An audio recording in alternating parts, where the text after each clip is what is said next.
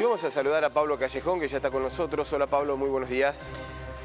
Muy buenos días, Mariano. El saludo para todos y todas. ¿Cómo están? Bien, bien. Teníamos todo armado con producción de hablar de Messi, el PSG, de River. Pero bueno, han pasado cosas en nuestro país en las últimas horas que nos vamos a tener que inclinar hacia el otro lado, Pablo. Sepa disculparnos. Yo quiero tener un poquito, alguna certeza mayor si hablamos del PSG o de River que del resto. Bueno, sí, pero no podemos hablar. Teníamos todo armado. Le traíamos los goles de River, el gol de Carrascal, Julián Álvarez. Pero bueno, vamos a hablar de otra cosa, lamentablemente. Usted me miente. No, no. Sí, aprovecha toda esta situación. No, para nada. Yo me ilusiono, digo, bueno, hermano. Se vino a tono con la corbatita roja. Claro, dije, mirá qué felicidad que tengo. Discúlpeme, si quiere se queda, porque en un ratito lo presentamos, pero bueno, ahora no va a poder ser en este espacio. Bueno, igual vi ayer un rato el PSG y la verdad que... Poquito. Sí, no da para mucha aquellos, lectura. viste, bueno, todavía falta, hay que darle crédito, obviamente, a este equipo que tiene que andar, pero parece ser aquellas que reuní figuras en el barrio y el equipo que después te gana otro que... Viste, que trabaja. Sí, el fútbol es un juego colectivo. Qué lindo, porque en otro deporte, por ahí con esas figuras, está todo resuelto. Sí, es verdad.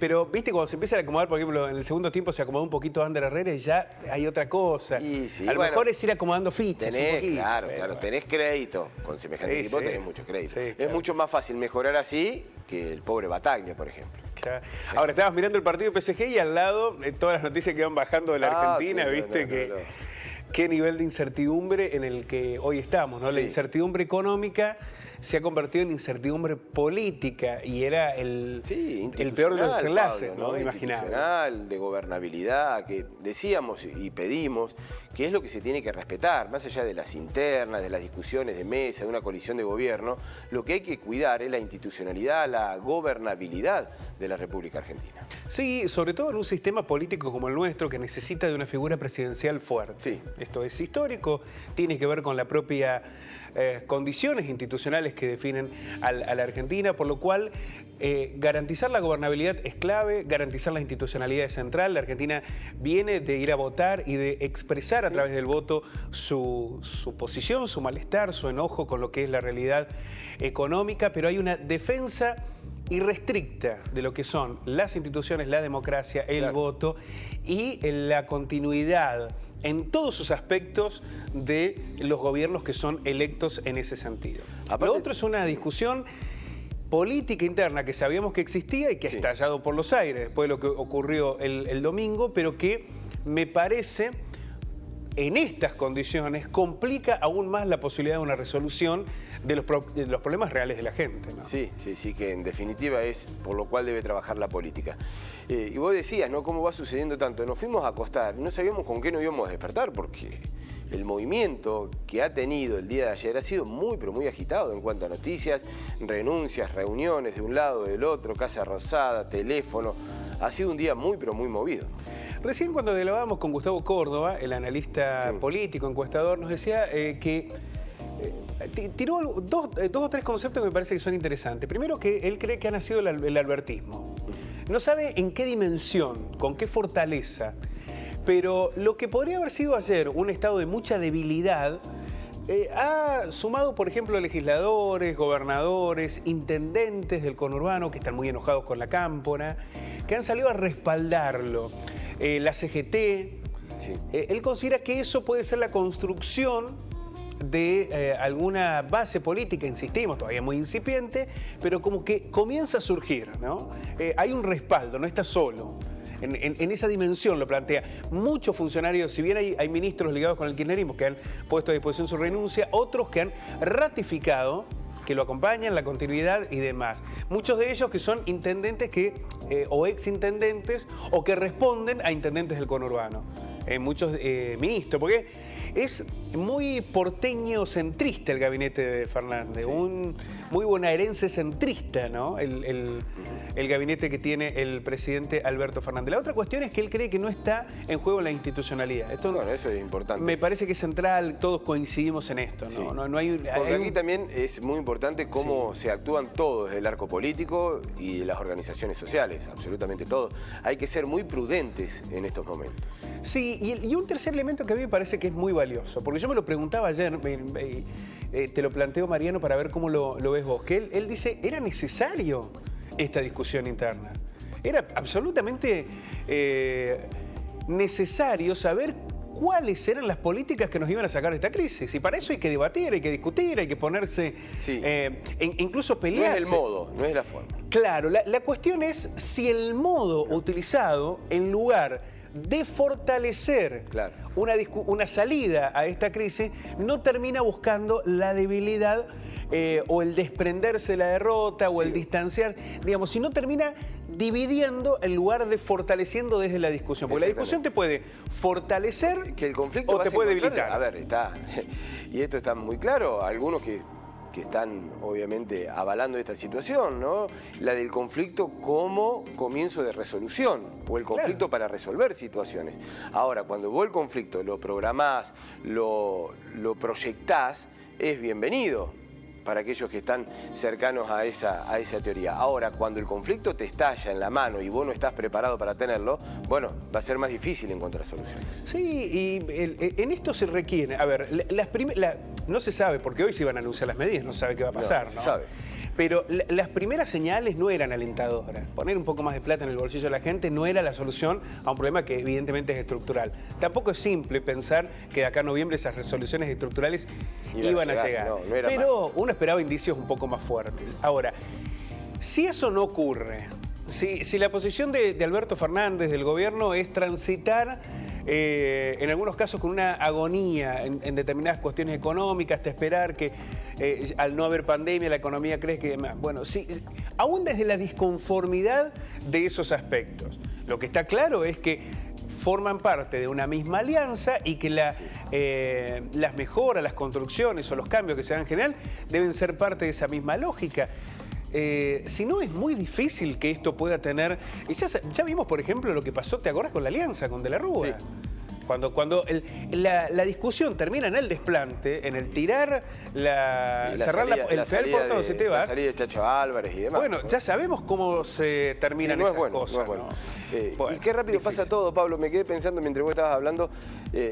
y hablando un poco de futuro, porque después de noviembre quedan 2 años más de gobierno de Alberto Fernández, y que algunos funcionarios o ministros habían dicho, estamos pensando en un Alberto de 8 años. ¿Te acordás cuando ya se estaba hablando de la reelección? Bueno, mirá lo lejos y lo perdido que quedan aquellas posibilidades de estar instalando. Pero es absolutamente legítimo. Lo que sucede es que en la Argentina, pensar de acá a 2 años... Pero es muy complejo. Estamos viendo cómo seguimos hoy. Imagínate pensar Alberto en 4 años más. Ha quedado tan devastada emocionalmente la sociedad y demás, que incluso en este contexto en el que parecemos estar alejándonos de lo peor de la pandemia, donde ya tenemos un proceso de vacunación muy amplio y demás, en lugar esto de generarnos esperanza o expectativas, nos encuentra en esta realidad, ¿no? El gobierno ha sido incapaz de generar una nueva esperanza sobre esta situación tan difícil, que deberá reconstruirla, ¿no? Porque también de eso se trata, de confiar en las políticas que vaya a generar. Pero más allá de la esperanza, hay realidades que son incontrastables, irrefutables. 50% de pobreza, más allá de la pandemia, de los motivos, está presente el desempleo muy profundo, el aumento permanente de la inflación, cómo pierde la plata en el bolsillo de la gente. Todo eso es real y está, más allá de la esperanza y de un proyecto político. Lo que sucede es que si vos no confías la confianza tiene mucho que ver en el resultado de las políticas. Si vos no confías, si no te genera expectativa, si no hay en esas decisiones si no hay un rumbo. Claro, y si no hay una sensación de que con eso te va a ir mejor, es muy difícil que eso alcance la efectividad esperada. Por eso tiene que haber políticas que mejoren la vida de la gente, pero también tiene que haber un nuevo vínculo social que te permita volver a tener esperanza, que no sea enojo lo que acompañe este proceso. Bueno, eso tendrá que formar parte de una reconstrucción que me imagino va a ser difícil en este escenario. Ahora, no ha sido solo difícil para este gobierno. Si te parece, vamos a hacer un repaso de cómo les ha ido a los gobiernos en pandemia, para entender lo complejo que ha resultado toda esta instancia. Por ejemplo, Donald Trump se encaminaba a conseguir sin mayores sobresaltos la reelección.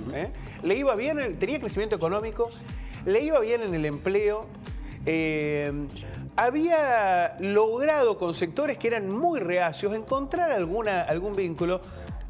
Llegó la pandemia, perdió la elección con Joe Biden, que capitalizó el descontento general de la situación, ¿no? La pandemia para Donald Trump le pateó el tablero, ¿no? Le agarró el mantel y con todo lo que había arriba, finalmente derivó en la derrota de Trump. ¿Qué pasó en Brasil? Jair Bolsonaro, antes de la pandemia, y a pesar de todo lo que es Bolsonaro, tenía un nivel de aceptación. Está bien que antes de la pandemia Lula todavía estaba en una situación muy complicada, ¿no? Obviamente que hay características propias de lo que sucede en cada país. Pero Jair Bolsonaro en el 2020 puso a sus candidatos más duros en las municipales y perdió. Perdió en todas las elecciones. La derrota en las municipales para Jair Bolsonaro fueron rotundas, ¿no? Plena pandemia, otro derrotado. ¿Qué pasó en Chile? Digo, cada país tiene sus características. En Chile había un movimiento muy fuerte previo a la pandemia. Pero ¿qué pasó? Piñera perdió en la convocatoria de la Convención Constitucional, en la conformación de esa convención y en las elecciones a gobernadores. Perdió todas las elecciones Piñera, todas, absolutamente, ¿no? También durante el proceso de pandemia, ¿no? Ya venía debilitado, pero evidentemente la pandemia profundizó esas divisiones. ¿Qué pasó en Perú? El oficialismo primero se desintegró y luego perdió. Apareció un desconocido completamente, Pedro Castillo, que era un maestro del interior profundo, nadie lo conocía, ganó. Contra todos los pronósticos y contra todas las encuestas, ganó Pedro Castillo. ¿Qué pasó en Bolivia? La presidenta de facto, Yanine Áñez, tuvo que bajarse directamente de la competencia para intentar de que no ganara el movimiento del socialismo, pero ganó Luis Arce, y bueno, fundamentalmente por el desmanejo de la pandemia, el manejo económico, ¿no? Estaba muy debilitado el gobierno de Áñez, obligada a convocar elecciones, y gana Luis Arce. Hubo dos excepciones, las hemos planteado aquí, México y Uruguay. México, allí con Andrés Manuel López Obrador, y Uruguay con Luis Lacalle Pou. López Obrador ganó las elecciones en México, aunque no logró la mayoría. En otras condiciones, todo el mundo señala que tiene una altísima popularidad Manuel López Obrador en México, hubiera alcanzado esa mayoría en el Congreso. Sobre todo, no la alcanzó en México capital, donde es su gran fortaleza política. No lo logró, no pudo alcanzar la mayoría, pero ganó. ¿Qué pasó con Lacalle Pou? Ganó la mayoría de las alcaldías, ¿no? Lacalle Pou, está bien, es un presidente con menos desgaste. Bueno, uno podría pensar también Fernández era un presidente con menos desgaste, y sin embargo, no lo pudo hacer. Perdió la capital, Lacalle Pou. Tampoco es que le fue tan sencillo. Perdió Canelones, pero perdió sobre todo Montevideo. Pero en líneas generales ganó la mayoría de las alcaldías. Bueno, aquí queda en evidencia de que la pandemia ha golpeado a todos los oficialismos. Lo que sucede en la Argentina, la crisis económica, social, es aún más grave que la política. La política es la que estamos viendo ahora, ¿no? En esa división interna. Pero lo que señalabas vos, Mariano, ¿no? Inflación del 50%, alto desempleo, caída de la producción, cierre de comercios, una pobreza que supera el 50%, pérdida del poder adquisitivo desde hace 4 años. Bueno, era muy difícil que en ese escenario hubiese un estado de conformidad de una mayoría de los argentinos. ¿Cómo se va a resolver políticamente eso? Es el debate para lo que viene. Por eso le digo, me parecía más simple ver cómo hacemos jugar a Messi, Mbappé y Neymar juntos. A esa me animo, la otra, Pablo, ya no. Ay, qué difícil escenario para lo que viene. Ojalá se logre el fortalecimiento. Y quería mostrar también este dato de España, porque decís, bueno, ¿qué pasa? ¿Es Latinoamérica? No, en todos lados pasó. Mirá en España. Un voto castigo también para el gobierno en las elecciones autonómicas. Ganó Isabel Ayuso, Díaz Ayuso del PP en Madrid. ¿Con qué mensaje? ¿Qué le decía a los españoles? Vayamos de cañas y vivamos a la madrileña. Libertad, libertad, libertad. Sí. Y ya está, ¿no? Mientras había otros que tenían una responsabilidad de que la gente no se muera, había los que decían, no, vamos, libertad, vayámonos de cañas. Y ganó. Bueno, ha sucedido en todo el mundo, no es que solamente ha ocurrido en la Argentina. Lo que pasa es que, bueno, tenemos un escenario social y económico gravísimo. Muchísimas gracias, Pablo. Un fuerte abrazo. Nos encontramos mañana. Chau, Hasta chau. luego.